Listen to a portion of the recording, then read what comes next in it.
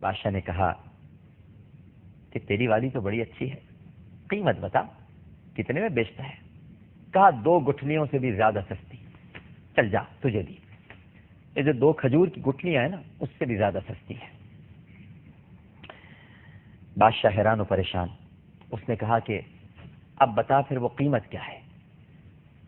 کہا وہ لونڈی تیری ہوئی، بس تو مولا کو راضی کرنے میں لگ جا، خالق کو راضی کرنے میں لگ جا، اور رات کے اندھیرے میں جب سب سو جائیں تو اٹھ کر 2 رکعت نماز پڑھ لیا کر، تہجد ادا کر لیا کر، یہ جنت کی حور تیری ہو جائے گی، یہ صرف تیرے لیے بنی ہے، یہ تیرے لیے ہی ہو جائے گی۔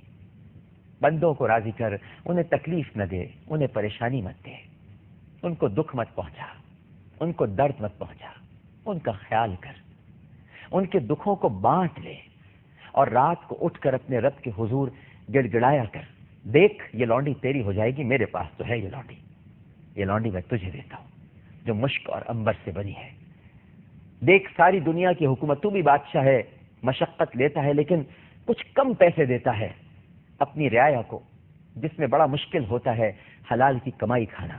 اور اس بادشاہ کو دیکھ جو سب سے بڑا بادشاہ ہے، اگر وہ تجھ سے رات کی مشقت لے رہا ہے، 2 رکعت تجھ سے نماز پڑھا رہا ہے، تو دیکھ تجھے انعام کتنا بڑا دے رہا ہے، کتنی پیاری لونڈی تجھ کو دے دی جس کو کبھی بھی موت نہیں آئے گی، تسنیم کے چشمے کا پانی پیتی ہے، مشک اور عنبر کے باغات میں جس کی جو پروان چڑھی ہے۔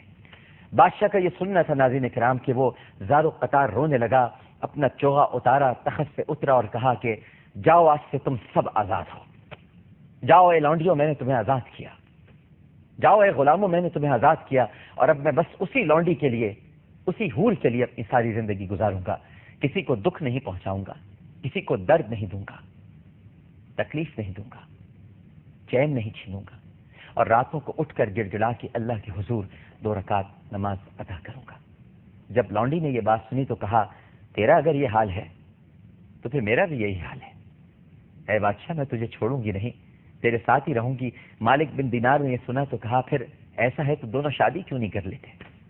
پھر حضرت مالک بن دینار رحمت اللہ علیہ نے دونوں کی شادی کرائی، اور ناظرین کرام تاریخ میں موجود ہے کہ ان دونوں کی زیارت کے لیے دور دور سے لوگ آیا کرتے تھے کہ یہ وہ بادشاہ اور یہ اس کی لونڈی ہے جنہوں نے اللہ کی راہ میں اپنا سب کچھ چھوڑ دیا۔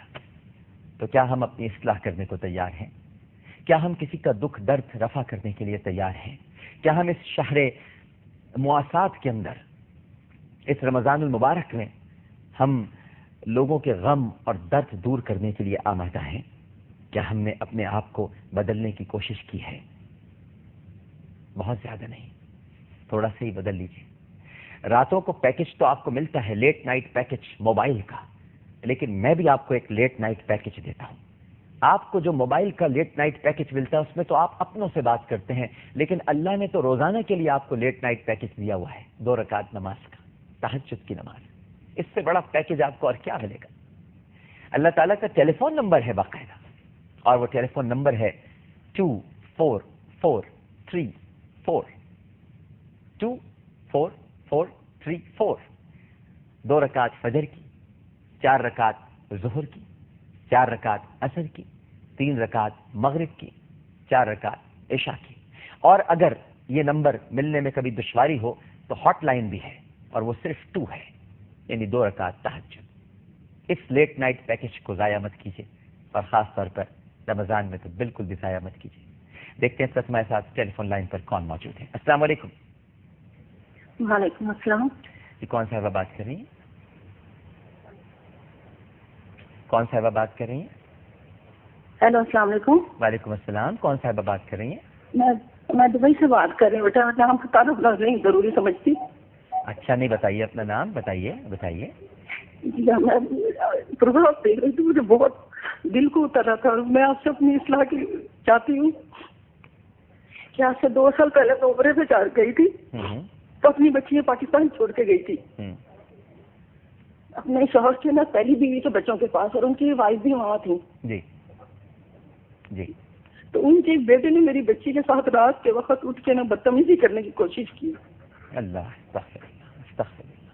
اپنے کپڑے اتار کے اس کے پر کھڑا ہو گیا اس کے پاس، اور اس کے جسم کو چھیڑنے لگا. میری بچی تڑپ گئی کہ یہ میرا بھائی ہے جس کی میں اتنی عزت کرتی ہوں, قدر کرتی ہوں.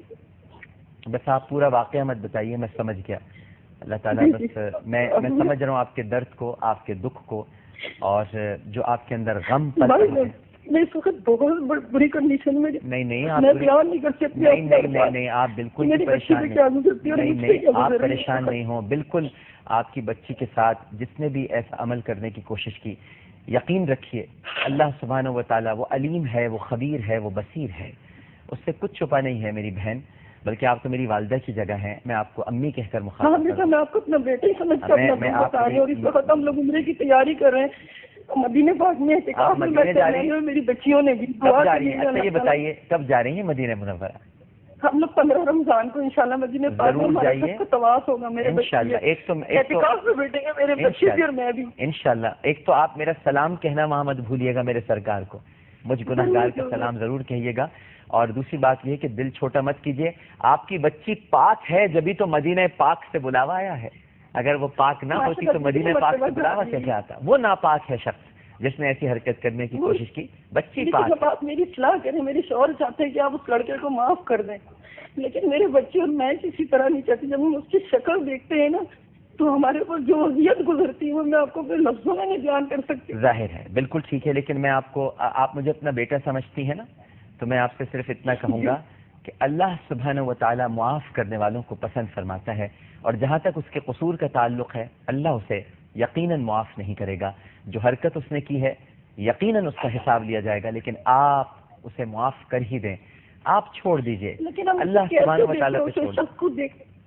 مجھے یقین ہے کہ یہ بات بہت مشکل ہے, یہ کہنا بہت آسان ہے, اس پر عمل کرنا بہت مشکل ہے, لیکن عمل تو اسی بات پہ کیا جاتا ہے نا جو مشکل ہو. دیکھیے اب میں آپ کو یوں سمجھاؤں, رات کو اٹھنا کتنا مشکل ہے نیند لے کر, لیکن جب نیند لے کر اٹھتے ہیں اور تہجد پڑھتے ہیں تو اس کا ثواب کتنا زیادہ ہے.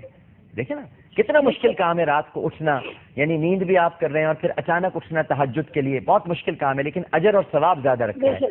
تو ہر مشکل کام میں ہی تو اجر اور ثواب ہے, تو تھوڑا سا اس مشکل کو کوشش کر رہی تھی, کیونکہ ظاہر ہے وہ بھی اب تکلیف میں, ان کے پہلے بچے ہیں, بیوی ہیں, وہ بھی یہی چاہتے, لیکن نہ میری بیٹی نہ میرے بچے, ہم کہتے ہیں معاف کر دیں گے لیکن ہم ان سے مل نہیں سکتے. چلیں بالکل آپ نہیں ملیے, بالکل آپ نہیں ملیے, یہ آپ کا حق ہے نہ ملنا, لیکن معاف ضرور کیجیے. بالکل مت ملیے, یہ آپ کا حق ہے ملنا, لیکن اپنے اس بیٹے سے وعدہ کیجیے, بس درگزر کیجیے, ملیے بالکل مت, جب تک آپ کا جینا چاہے. اور آپ کا جی پلٹے گا انشاءاللہ مدینہ منورہ میں, اور جو وہاں سے فیصلہ ہو سرکار دو عالم صلی اللہ علیہ وآلہ وسلم کے روضے اقدس پہ جا کے, پہلے بھی عمرہ کر کے آئی میں نے, رب کے آگے میں جو عرض کر رہا ہوں وہ سنیے جی, میں جو عرض کر رہا ہوں وہ سنیے کہ وہاں روضے اقدس پہ جا کے جب دل جو گواہی دے پھر وہ کیجیے گا, ٹھیک ہے نا, وہاں سے فیصلہ. بہت شکریہ, بہت شکریہ میری بہن کال کرنے کا. ناظرین کرام, ہم سب اپنی اصلاح کرنے کے لیے, میں آپ کی اصلاح کرنے تھوڑی یہاں بیٹھا ہوں, خود مجھے بھی اصلاح کی ضرورت ہے. مجھ میں بھی بہت ساری کمیاں ہیں, خامیاں ہیں, بلکہ شاید آپ سب سے زیادہ مجھ میں کمیاں ہیں. آپ سب لوگ تو بہت اچھے ہوں گے, مجھ میں بہت ساری کمیاں ہیں, بہت ساری خامیاں ہیں. میں تو گناہوں سے لتھڑا ہوا ہوں, آلودہ ہوں, لیکن اگر ہم سب مل کر ایک دوسرے کی اصلاح کریں تو اللہ سبحانہ و تعالیٰ ہم سب کی دعاؤں میں قبولیت بخشے گا. اور شرف قبولیت اگر مل جائے اور ہم سب مستجاب الدعوات ہو جائیں تو اس سے بڑھ کر اور کوئی نعمت نہیں ہے. عامر لیاقت حسین کو اجازت دیجیے. بشرط زندگی اگر سانسوں میں روانی رہی, گفتگو میں جوانی رہی, اور یہاں پر کوئی اگر ناگہانی نہ رہی, تو عامر لیاقت حسین آپ سے کل اسی وقت اسی چینل پر دوبارہ گفتگو کرے گا. اپنا بہت خیال رکھیے گا. اللہ حافظ.